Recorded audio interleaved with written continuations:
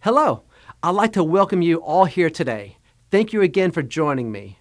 Today we have some exciting subject matter to cover with you, something I love to talk about, which is the psychology of money. Now, although this is only one section, it will really permeate through everything we'll talk about here in the future. That's how people make decisions with their money. It's not so much based on logic, especially for those who haven't had this practical financial literacy training. It's more based off emotions, so this is really important subject. To start off this subject, I want to give you some framework to show you how important money is to our personal psychology. We're going to use Maslow's hierarchy of needs to demonstrate this. Now, we're going to go through several pieces of framework here today. This framework helps us distinguish the various needs that we as humans have.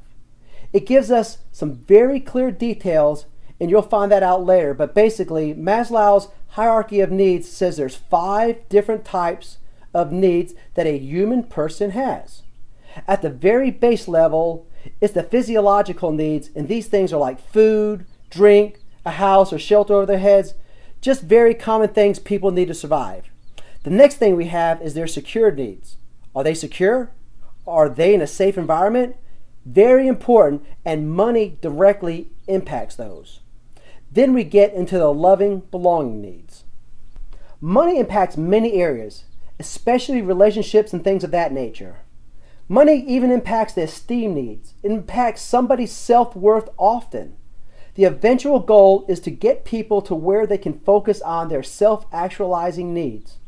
Now, if we're going to do this successfully, it will be a very beautiful world because people are thinking about how they can make a better world, how they can live their legacy and create something that will have a lasting impact on others.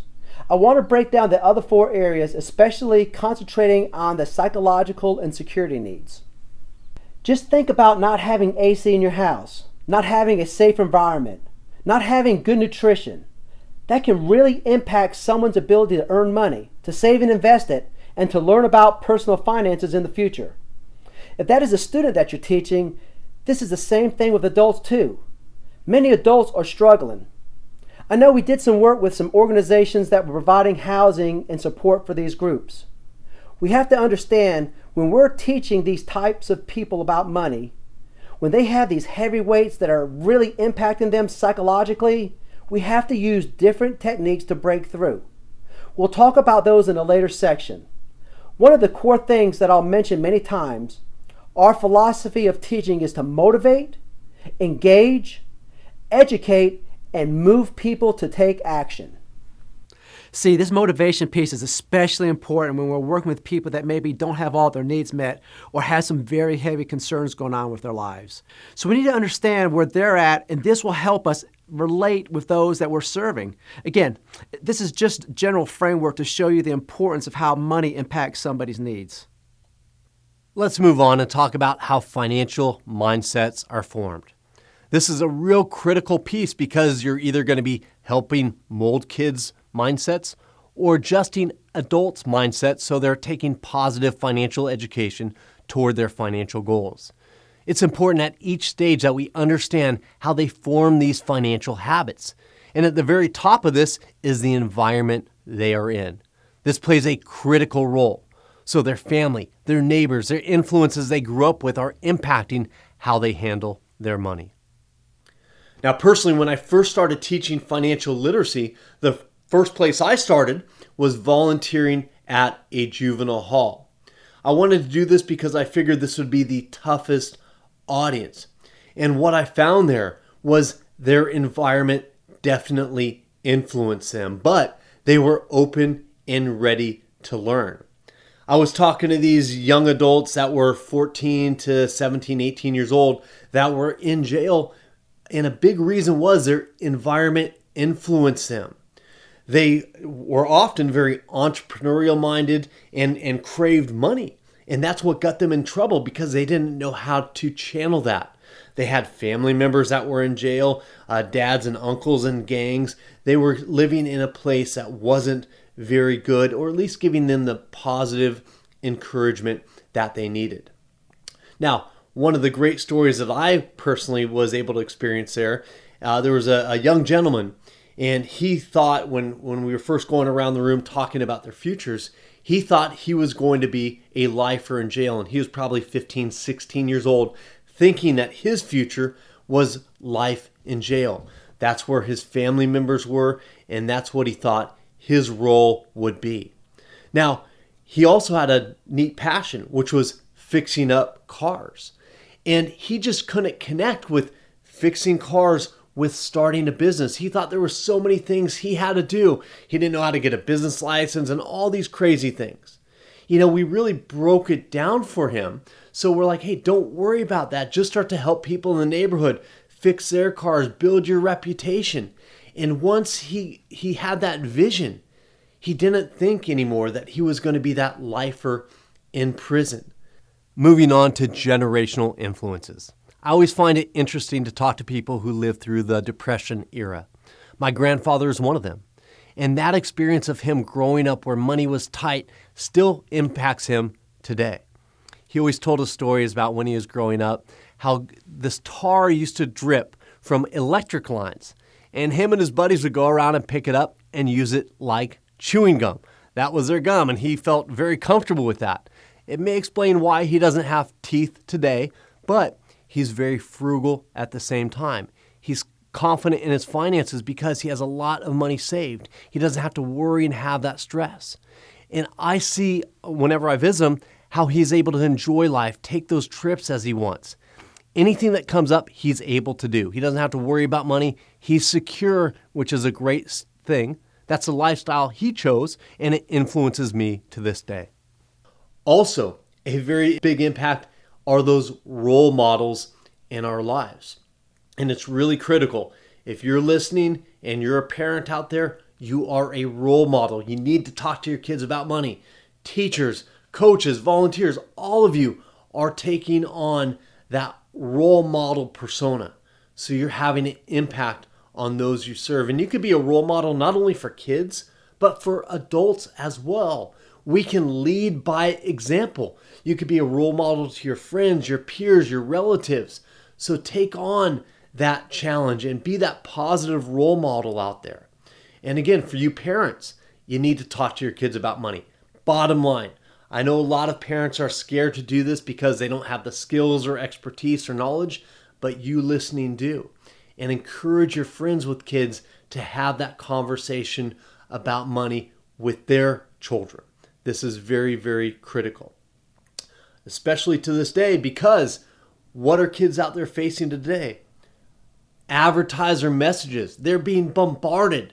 When I grew up, we had TV, radio, billboard ads. Now they're getting inundated with over 1 million messages by the time they're 18 to make a purchase.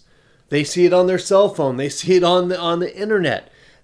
Advertising messages are everywhere, and they're strategic now. There's a lot of psychology and a lot of studies and research that goes into these messages. They're getting craftier. You turn on any kids programming in the morning, and you're getting these kids to influence their parents to buy. The parents are influenced to buy also on a wide scale as they're out and shopping with their kids and different things like that. So there's a huge impact out there from advertisers, even you personally.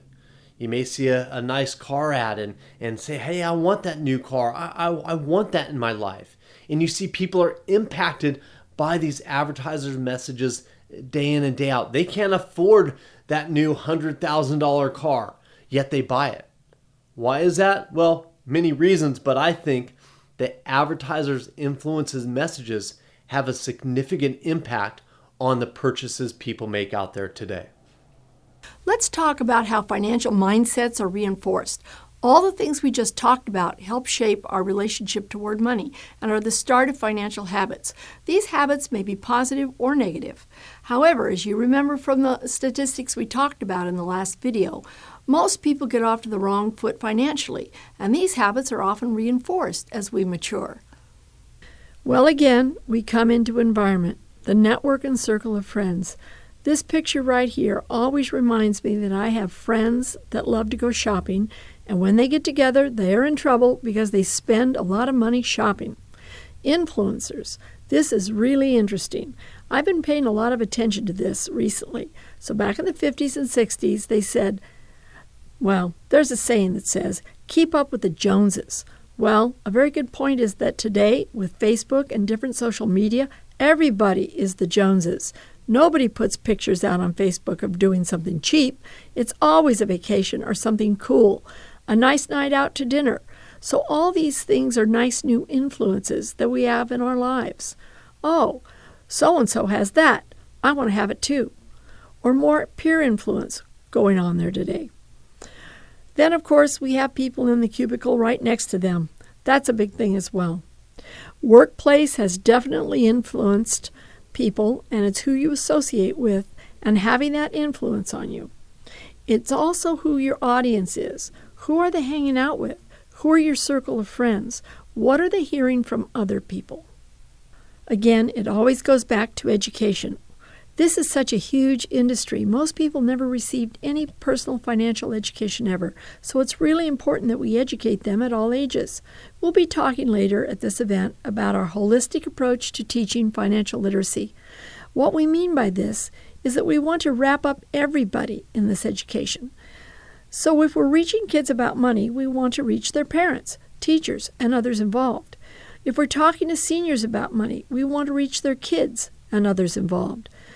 We really want to make it a family-type thing and expanding it even to their friends and peers and different things of that nature.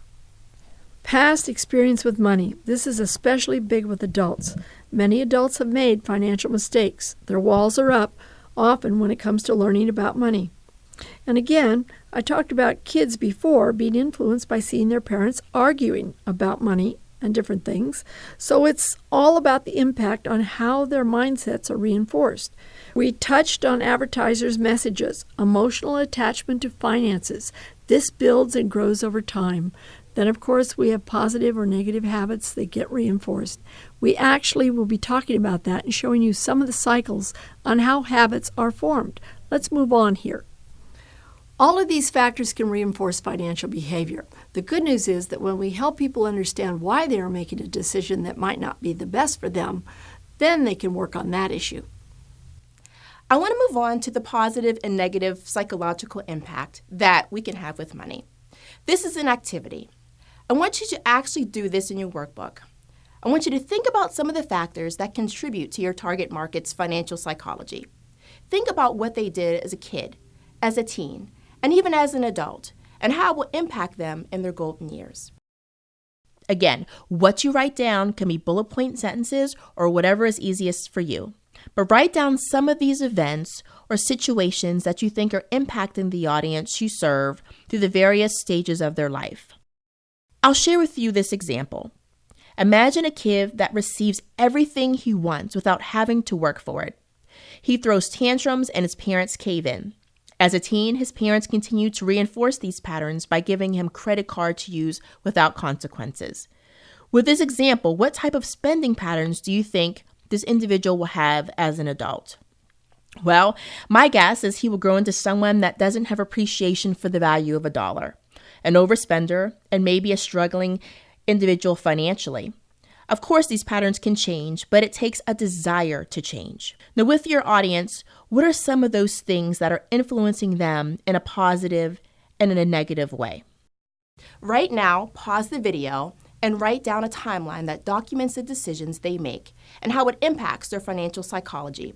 Start thinking about how your target audience, what it is, or the financial habits that they picked up as a kid.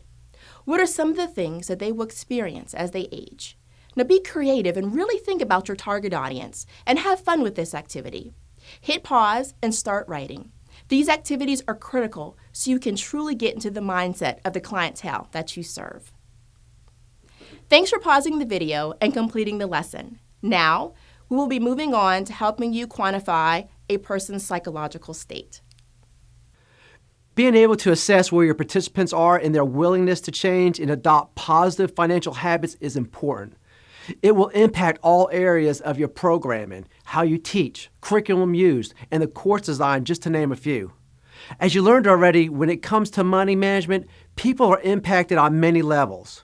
To help us measure how they've been impacted, we'll take a look at the trans-theoretical model of behavior change. This is a really important model we use for several reasons. Number one, it helps us measure a program's success. Number two, it helps us understand the actual client, the end user that we're serving at the time. Ideally, we would want to conduct a survey prior to the event to gain an understanding of the audience. Sometimes we may not have the luxury of gaining this data prior to the event. As you get more skilled, you'll be able to assess your audience on the fly and make appropriate changes to your presentation.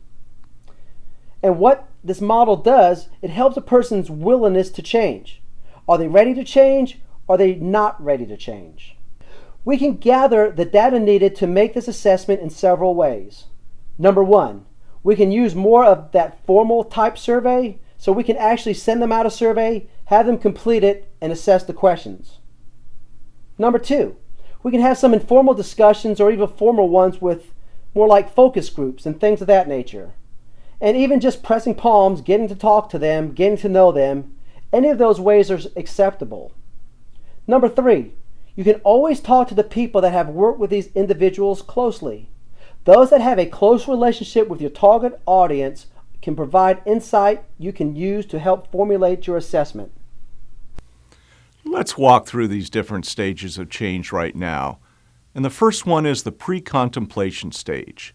And in this stage, this person does not want to make a change. They don't see the benefits of teaching financial literacy.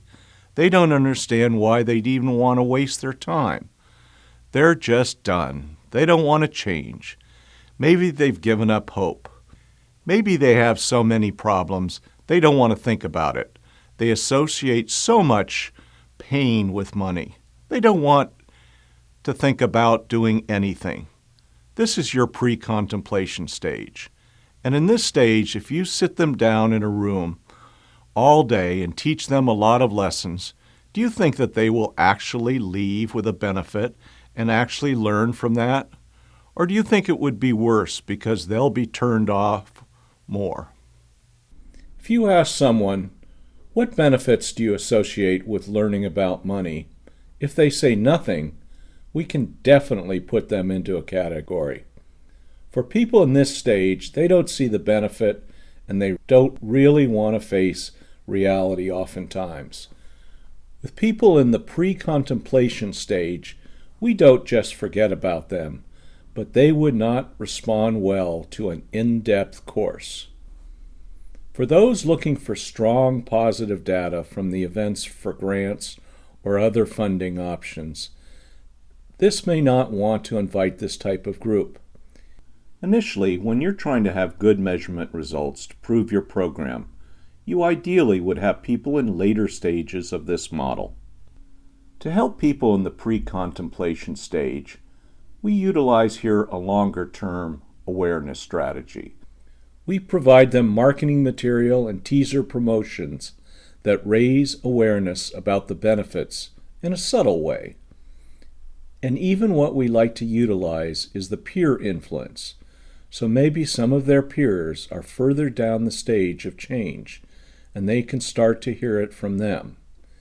Maybe see some marketing pieces over time. Hopefully we can get them into this next stage, which is the contemplation stage. And if this stage, they're starting to think about things. They're starting to think, hey, is my behavior problematic? Is this not taking me the direction I want to go? So they're starting to think about changing this time. Now, they can stay here for a long time. We don't know. But if you use heavily benefit-driven, again, advertising, marketing things that will draw them in, that will be beneficial. Your main goal with people in this stage is to move them to the next stage, contemplation. In the contemplation stage, we're going to focus on the benefits. We want to help them understand why they are here and the benefits that they can experience. Getting to know their dreams, their goals, and their aspirations, and then giving them some real-life education so they leave with something tangible that they can actually use and some simple steps, nothing major. We're not going to have them come to an event and immediately get them into some heavy activities like completing their budget, but we're going to have them take a very simple step. that we know that they can accomplish. And if we have multiple times with them, what we're going to see is that they will develop along with the program. But we need to start them on a training wheels program before we just push them out on the bike and let them go. So let's say the participant finally got past the pre-contemplative stage and they actually attend an event. The first thing they hear from an untrained educator is calculate your net worth. Well, I have to say this is probably a highly emotional task that causes a lot of panic in people. So what do you think will happen to the participant? They likely would kind of tune it out and could actually drive them back into the pre-contemplative stage. The average financial educator is unaware of this and often turns people off in the learning process. It actually takes a very trained educator to ensure that they aren't harming the participants, and this can actually do some major damage to a person. It's really important in this stage and all the stages that we will cover that we are benefiting them and not pushing them back into further regression. The next stage, preparation. Now we're starting to get somewhere. People are starting to think about making a move. As you know, people are procrastinators. They can last in the stage for 50 years. So it's really important, again, in this stage that we give them the exact steps to take. So going back to our overall training model, motivation, we're still going to use the motivational aspects, a little less than we did on the previous stage, but still it's incorporated into everything we do. We teach a lot with benefits, and you'll find that in later classes. Then we're going to engage them. We're going to get them engaged in this learning process and obviously educate them, and we're going to move them to action. Take a little step after class, and that will take them from the preparation stage to the next stage where they're going to start to see some results, which is the action stage. This is cool because once people see positive results in their life, then they're self-motivated. We're educators, but we're also motivators. Now, you don't have to be the Tony Robbins type of energy style, but you can motivate your own way. You know, the great thing about Tony Robbins and other inspirational speakers is they focus less on motivating people and teach people how to motivate themselves. Again, we're going to be learning these techniques later. Teaching with benefits and things that will get them to the action stage. This is critical. Again, we're going to feed them the step-by-step guide so they're not wasting their time. If they don't have that direction, they can be doing 100 different things. So many times people are taking action, but they're taking action on the wrong things. As financial educators, it's your role to make sure that they're taking action on the specific thing that will get them toward their end results the fastest. That's our role here. And they're going to be motivated, like you see here in the picture. Approved credit application, maybe their interest rates go down. Maybe they paid off a credit card. All of these things are exciting. If you think back to the last event when we talked about how all of the different aspects of financial literacy are tied together, the credit, the assets, the debt, and the income, how that's all tied together. When they see that moving in a positive direction, it makes a big difference. And then your role as a motivator can decrease quite a bit because they're going to be pushing you. They're going to be calling you, and they're going to be saying, hey, what can I do now to continue this? This is exciting. I see a difference in my family and me and all that stuff. So it's a great phase, and it's fun to work with people in that phase. That's why I like teaching this class, because all of you right now are in the action phase, which is great. You have all taken action. You are all here because of that. You're in the action phase. You're moving forward. And I love talking with people like that because I feel your enthusiasm and passion. And when you teach financial literacy to an end user, that's what you're going to find as well. The next phase we come to is the maintenance phase. Now, people have already seen positive results. They've already started to take action, and things are going really well. In this maintenance phase, they're not hitting all areas of personal finance at once. Maybe they've rebuilt their credit, and maybe their debt is being reduced significantly. Maybe their income is still a problem, and their assets are still a problem. So they're only maintaining a part of their personal finances, but not all of them. This maintenance phase, again, you can see it in some aspects, but not all. Eventually, the goal is to get people to where they're maintaining a very positive and overall beneficial structure for them throughout their lifetime. This phase is really important in that we help them develop these habits, which are critical. We need to keep them on course and to help them overcome overconfidence. We need to be careful. People get overconfident. They get overjoyed, over-emotional, And if anything bad happens, sometimes people shut down and go all the way back. They may be doing really well. The stock market takes a hit. They lose half of their 401k overnight. Then they go into a state of depression and worry and stress and all this stuff, and they revert all the way back to the beginning. It's really important that we set their expectations properly with everything we do with teaching. We don't overpromise benefits to them. In fact, we want to lay out the course as real as possible while leading with benefits. Hey, it is going to take some work. It is going to take some effort. You'll probably experience some setbacks. You may think that everything is going great, but when you have those setbacks, you realize that's just part of it. That's part of money. That's part of finance. There's an ebb and a flow to it. So this phase is really important. We set the proper expectations and we get people focused on the longer term results which they're working towards. The termination phase is often what we consider success of a long-term financial literacy program. Let's compare this with smoking. If somebody is, say, a smoker for 20, 30 years and they quit, well, it's the termination phase is where they can walk by somebody else smoking and not have that craving, not have that desire to pick up a cigarette. In fact, it may be the phase where they walk by and say, hey, that stinks or that's gross. The termination phase is when we have formed those new habits and they're not going to revert back to some of their old destructive financial habits. Maybe if there were overspenders before, they're not reverting back to those negative spending habits. They're in a more secure position. Maybe they haven't achieved total financial wellness, but they're definitely on the path to doing so, and they've developed positive financial behaviors. And also in this phase, they're starting to experience a certain level of security. They have more confidence, not overconfidence, just a knowing that they know their plan and they can work toward it. They have the knowledge and skill sets needed. Many of them will say, hey, I feel good financially. I'm not worried. And I have a clear direction on where I want to go. This is the termination phase. And if you're doing a longer term financial literacy program, this is definitely where you want to get your participants to go. Let's do a quick recap here and go back through this entire trans-theoretical model of behavior change. Pre-contemplation, again, that's when somebody doesn't want to change. It's going to be really hard to sit them in a class or get them to take any action. So with them, we may want to engage them in a longer-term awareness strategy. In the contemplation stage, they're starting to think about it. They're starting to think, hey, maybe I can make these changes in my life. In this phase, we can use heavy benefit-driven teaching instruction to get them to the next phase. Because again, we don't want to divert them and make them go back to the pre-contemplation stage. The preparation stage is where they begin to prepare and get ready to make changes in their life. Again, people can be there for years. We talked about procrastination in this stage, so it's our role as an educator to push them into the next phase, which is the action phase. In the action phase, they're starting to take some steps.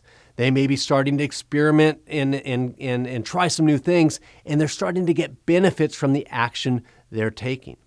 Often this phase will help propel them forward because they're seeing positive momentum, and they're going to get to the next stage, which is the maintenance phase.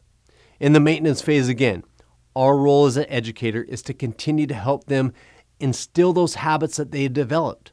Many people here still can revert back, so we want to still point out the benefits and the positive experiences that they are enjoying.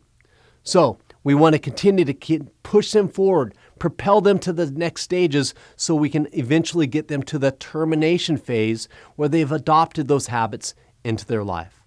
So that's a quick recap of the trans-theoretical model of behavior change. I invite you to incorporate that into your lessons and activities. You really get to know your participants on a deeper level, and you're a more effective educator. Thank you once again for joining us today. By now, you understand there's a deep connection with money and one's personal psychology. In our next video, we will continue to explore these connections and how their emotions are involved in making financial decisions. Review the notes in the class, then move on to the next video in this professional development series.